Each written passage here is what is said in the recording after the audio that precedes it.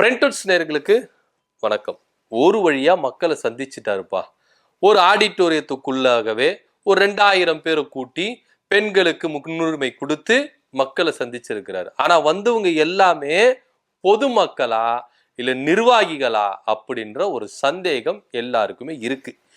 ஏன்னா பொதுமக்களை போய் சந்திக்கணும். இவரு போய் பொதுமக்களை சந்திக்கல. அது மக்களை சந்திக்கும் நிகழ்வுகள், நிர்வாகிகளை சந்திக்கும் நிகழ்வு. ஏன்னா வந்தவங்க எல்லாருமே நிர்வாகிகள் தான். பொதுமக்கள்னா எல்லாருமே இருந்திருக்கணும். ஆனா அவங்க வந்தவங்க எல்லாமே யங்ஸ்டர், ஜென்சி கிட்ஸ்ன்னு வாங்கல, அந்த மாதிரி தான் எல்லாருமே யங்ஸ்டரா வந்திருக்கிறாங்க. யாருன்னா ஒருத்தர் முதியவர் வந்திருக்கிறாங்களா, அப்படி தாத்தா பாட்டி யாருன்னா வந்திருக்கிறாங்களா, ஒரு நெசவாளர் வந்திருக்கிறாரா, ஒரு விவசாயி வந்திருக்கிறாரா அப்படின்னு பார்த்தா யாருமே கிடையாது. வந்திருக்கிறவங்க எல்லாருமே இவங்க கட்சியில இருக்கிற நிர்வாகிகள் மட்டும்தான் அப்படின்றதுல எந்தவித மாற்று கருத்தை இல்லை. ஏன்னா தெள்ள தெளிவா தெரியுது. வீடியோவை பார்த்தாலே வந்திருக்கிறவங்க பொதுமக்களா நிர்வாகிகளா அப்படின்றது திட்டவட்டமா தெரியுது.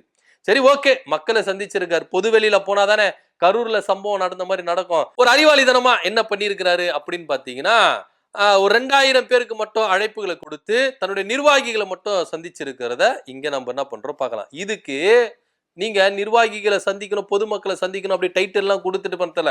ஒரு கேமரா முன்னாடி நீங்களாவே கத்தி இருக்கலாம் அப்படின்னு தான் எடுத்துக்கொள்ளப்படுது. ஏன்னா வந்தவரு பொதுமக்களை சந்திக்கிறேன் அப்படின்னு சொன்னவரு பொதுமக்களுக்கு உகந்ததை ஏத்தணும். இவங்களுக்கு என்ன அப்படின்னா, இதுல நீங்க விஜய் அவர்களை சொல்லணும். எங்களுக்கு அவங்க மேல ஒன்னும் எங்களுக்கு கோபம் கிடையாது, அவங்களை அட்டாக் பண்ணணும் எங்களுக்கு என்ன கிடையாது, தனிப்பட்ட விரோதம் எதுவுமே கிடையாது அப்படின்னா எதுக்கு ஆதவ அர்ஜுனா மேடைக்கு மேடை திட்டுறாங்க, நீங்க எதுக்கு மேடைக்கு மேடை சொல்றீங்க அப்படின்ற ஒரு கேள்வி இருக்குல்ல. மக்களுக்காக இந்த காரியத்தை செய்ய மறந்துட்டாங்கப்பா திமுக அப்படின்னு ஒரு விஷயத்தை எடுத்து நீங்க பேசுனீங்களா, உங்களுடைய வெஞ்சனை மட்டும்தான் நீங்க என்ன பண்றீங்க காட்டுறீங்க அப்படின்னு உங்க பேச்சிலேயே தெள்ள தெளிவா தெரியுது. திமுக மேல எந்த அளவுக்கு கோபமா இருக்கிறாங்க, கடுப்பா இருக்கிறாங்க. நம்ம செய்ய வேண்டியதெல்லாம் இவங்க செஞ்சிடறாங்களே, நம்ம என்னப்பா செய்ய முடியும், இவங்களை காப்பி பேஸ்ட் பண்ணி தானே நம்ம செய்ய முடியும் அப்படின்ற ஒரு கோபம் தமிழக வெற்றி கழக தலைவர் விஜய் அவர்களுக்கு இருக்கிறதா நம்ம இங்க பாக்குறோம். ஏன்னா நீங்க மக்களுக்காக பேச வேண்டிய விஷயத்த பேசியிருக்கிறாரு, பேசலன்னா சொல்லல, பேசியிருக்கிறாரு. ஆனா அது ஊர்க்காவை தொட்டுக்கிற மாதிரி தான் இவர் பேசியிருக்காரு. கண்டி மக்களுடைய அடிப்படை பிரச்சனைகளை பத்தி பேசுங்க அப்படின்னா திமுகவை தான் நாங்க திட்டுவோம், திமுகவை நாங்க கரைச்சு கொட்டுவோம், திமுக மேல எங்களுடைய வன்மத்தை நாங்க கக்குவோம் அப்படின்னு சொல்லி கக்கி இருக்கிறார். இப்போ அப்படியெல்லாம் ஒண்ணு எங்களுக்கு பர்சனல் ரிவெஞ்ச் எல்லாம் எதுவுமே இல்லைங்க, அவங்க மேல வன்மலம் கிடையாதுங்க அப்படின்னு சொல்லிட்டு முழுக்க முழுக்க திமுகவை திட்டி தீர்த்திருக்கிறாரு விஜய் அவர்கள் அப்படின்னு தான் இங்க பார்க்க வேண்டிய ஒரு விஷயமா இருக்கு. இப்படி கொள்கையை வெறும் பேச்சுல மட்டுமே பேசிக்கிட்டு எல்லா கொள்கையும் அண்டர் கிரவுண்ட்ல அடக்கி வச்சுக்கிட்டு என்னமோ இவங்களுக்கு மட்டும்தான் எல்லா கொள்கையும் குத்தகைக்கு எடுத்த மாதிரி, இவங்க கொள்கையே கொள்ளை தானே. இது போக அவருக்கு டவுட் வந்துருச்சு போல இருக்கு, ஆட்சிக்கு வருவோமா வரமாட்டோமா, வருவோம் ஆனா வரமாட்டோம் அப்படின்ற ரேஞ்சுக்கு தான் விஜயோடைய பேச்சுகள் இருக்கு. ஏன்னா ஆட்சிக்கு வந்தா அப்படின்னு அவருக்கே சந்தேகம், அது என்ன வந்தா அப்படின்னு சொல்லிட்டு திரும்பவும் சுதாரித்து கொண்டார். அவருக்கே ஒரு சில டவுட்டுகள் இருக்குப்பா, விஜய் அவர்களுக்கே சில டவுட்டுகள் இருக்கு. அவர் பேச்சில இருந்தே வெட்ட வெளிச்சமா தெளிவுபடுது. இதுல இன்னொரு விஷயம் இருக்கு. ஏன்னா இப்போ ஆட்சிக்கு வருவோமா வரமாட்டோமா அப்படின்ற சந்தேகம் அவர்களுக்கு இருக்கும் பொழுது தொண்டர்கள் பத்தி உறுப்பினர்களை பத்தி அவருக்கு என்ன பண்றாரு சில சந்தேகம் இருக்கு. ஏன்னா நீங்க டிவிகே மை டிவிகே ஆப்னு சொல்லிட்டு ஒரு விஷயத்த சொல்லி எத்தனை கோடி உறுப்பினர்கள், 1.5 கோடி உறுப்பினர்கள், 1 கோடி உறுப்பினர்கள், 2 கோடி உறுப்பினர்கள் அப்படின்னு கணக்கு காமிச்சாங்க. ஆனா விஜய் அவர்கள் பேசும் பொழுது நமக்கு சப்போர்ட் பண்ற மக்கள் கோடிக்கணக்கில் இல்ல லட்சக்கணக்கில் இருக்கிறாங்க அப்படின்னு சொல்லிட்டு லட்சத்திலேயே சுருக்கிறாரு. ஸோ இதெல்லாம் விஜயோட பேச்சுகள் தடுமாற்றம் அப்படின்னா தடுமாற்றம் கிடையாது, இது அவர் ஒத்துக்க வேண்டிய ஒரு ஓப்பன் ஸ்டேட்மெண்ட். எங்களுக்கு சப்போர்ட் பண்றவங்க கோடிக்கணக்கெல்லாம் இல்ல, லட்சக்கணக்கு பேர் தான் மக்கள் இருக்கிறாங்க, ஆனா உறுப்பினர்கள் மட்டும் கோடிக்கணக்கில் இருக்கிறாங்க அப்படின்னு தெள்ள தெளிவாய் தெரியுது. ஏன்னா விஜயோடைய பேச்சுகள்ல எந்தெந்த விஷயங்கள்ல அவர் கொள்கை இல்லையா கொள்கை இல்லையா அப்படின்னு கேட்கிறாரு. மூச்சு முடிக்க என்ன பண்றாரு, கத்துறாரு, கொள்கை இல்லையா கொள்கை இல்லையா, கொள்கை என்னதான் சொல்லி தொலைங்களேன், பேசுங்களேன் அப்படின்னா அதெல்லாம் பேச மாட்டோம். சிஏ சட்டத்தை வரதுக்கு முன்னாடியே நாங்க களத்துல நின்னோம், எங்க நின்னீங்க, எப்ப நின்னீங்க அப்படின்னு கேட்டா ஆதாரம் கிடையாது. சிஏ சட்டம் வரும்போது விஜய் அவர்கள் என்ன எதிர்த்து பேசினாரு, வீடியோ கொஞ்சம் கொடுங்கப்பா அப்படின்னா அதுவும் கிடையாது. சரிப்பா என்னப்பா பேசினாரு சொல்லுங்கப்பானா அதுவும் கிடையாது. போற போக்கில் அச்சு விடுறதுதான் அப்படின்னு.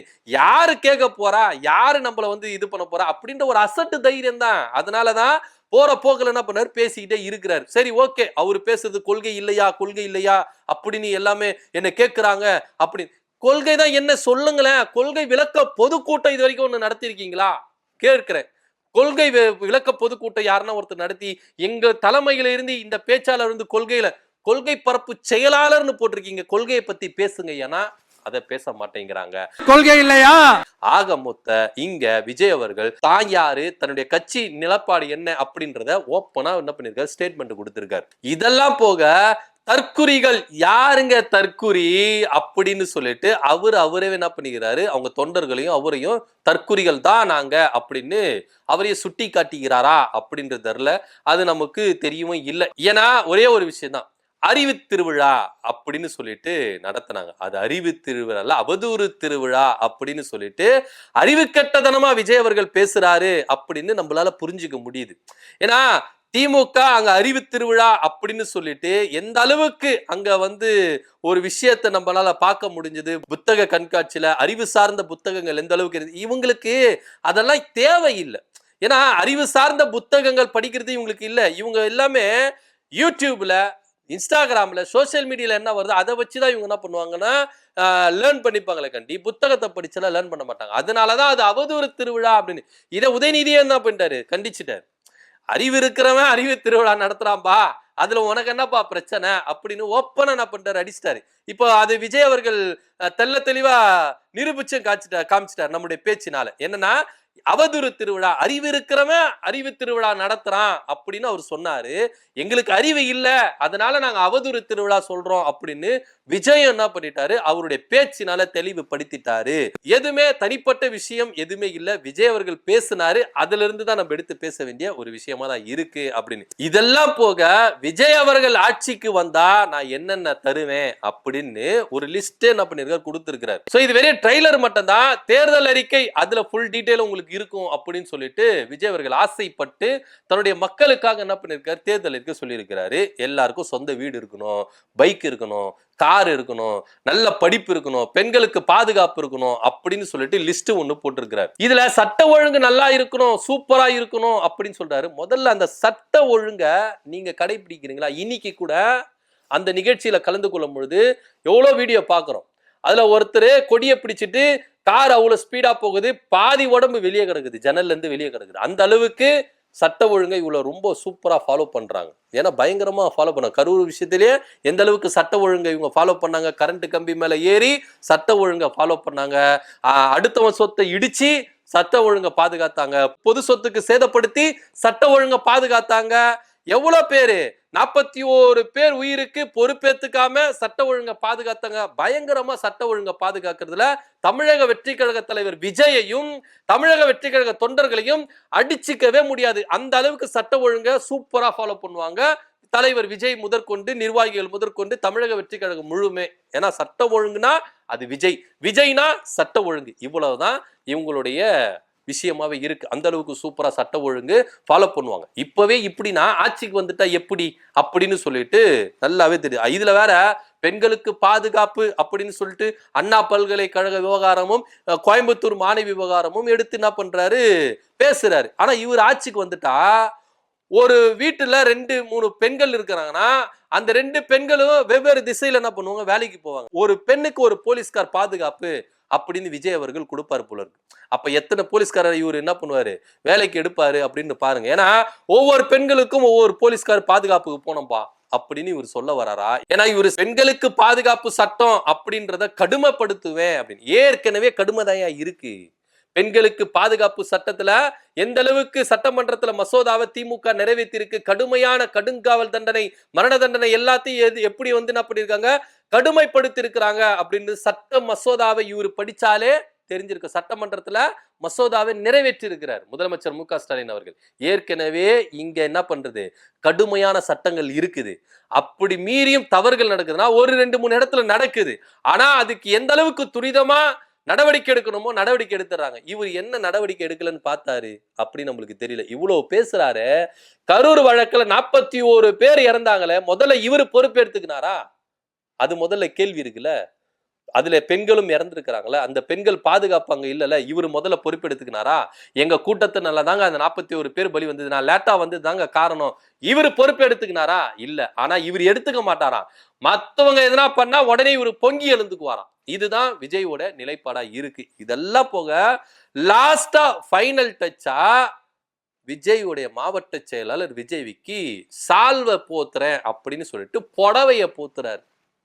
காஞ்சிபுரம்னா பட்டு தான், அதுல எந்த வித மாற்று கருத்துல, பட்டுக்கு பேர் போனது காஞ்சி, அதனால நாங்க புடவைய கொடுத்தோம் அப்படின்னு சொல்றதை விட ஒரு வேஷ்டி போட்டிருக்கலாமே.